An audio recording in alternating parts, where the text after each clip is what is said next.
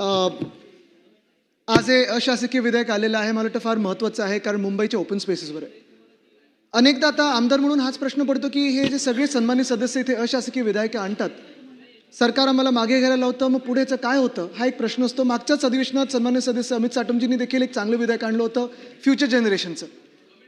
Committee झाली का? पण ते विधायक म्हणून कधी येणार? कारण आता अजून एक अधिवेशन आपलं गेलं आणि अधिवेशनामागे असं चालू असताना मला वाटतं मुंबईच्या मोकळ्या जागा ह्या धोक्यात आलेल्या आहेत. किंबहुना आपल्याला वाचवण्यासाठी एकत्र येणं गरजेचं आहे, हे सगळेच मान्य करतील.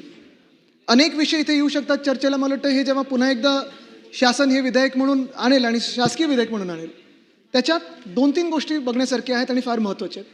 पहिली गोष्ट म्हणजे जी मोकळी मैदानं आहेत, मोकळे ग्राउंड्स आहेत, ही मातीचीच राहिली पाहिजे. जेव्हा आपण त्याला RG किंवा PG म्हणून स्पेसिफाय करतो, अनेकदा आपण पाहतो, आत्ता आपण मरीन ड्राईव्हवरनं जरी आलात तरी सगळे जिमखान्यांना छोटे छोटे टर्फ सुरू होतात. मग ते छोटे टर्फ मोठे टर्फ व्हायला लागतात, मोठे टर्फच्या तिथे स्टेज यायला लागतो.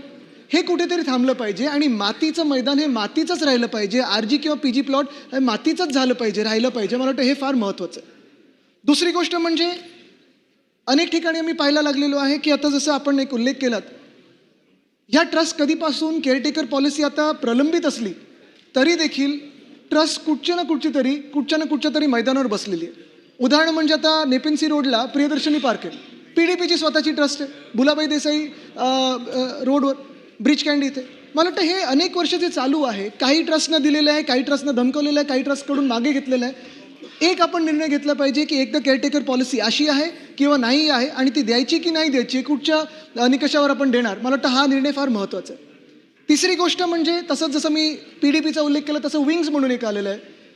किती चार्ज असायला पाहिजे, काय चार्ज असायला पाहिजे, एखादं मैदान कुठच्यासाठी स्पेसिफाय केलं असेल, ते RGचं मैदान असेल. पुन्हा एकदा मी विचारतो, तुम्ही कन्स्ट्रक्शनमध्ये टर्फची बांधणी हे कॉन्क्रीट काम म्हणून पकडणार की नाही? कारण एखाद्या RG याच्यावर आपण 10%च बांधू शकतो, बरोबर ना? आणि 10%च्या पुढे जर हे टर्फ असेल तर मग नेमकं आपण ते कशात क्लासिफाय करतो? टर्फची तुम्हाला परवानगी आहे नाही आहे, फायर ऑडिट केला आहे की नाही? मला वाटतं हा एक मोठा विषय राहतो.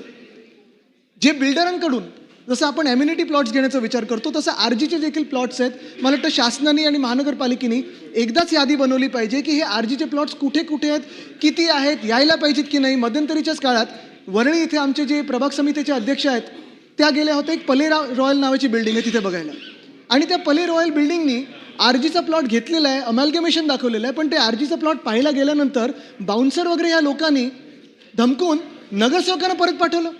नगरसेवकांना परत पाठवण्याची हिंमत, ताकद ही कुठचे बाउन्सर करू शकतात का? कुठचा एखादा बिल्डर करू शकतो का?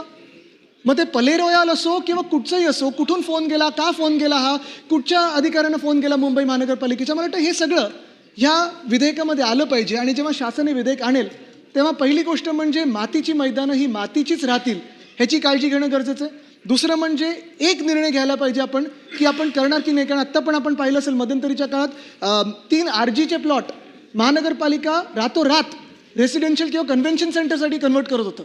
मुंबईकरांनी याला विरोध केलेला आहे, देशभरातून याला विरोध झालेला आहे. मग मोकळी मैदानं आपण बिल्डर किंवा कॉन्ट्रॅक्टरच्या घशात घालणार की नाही?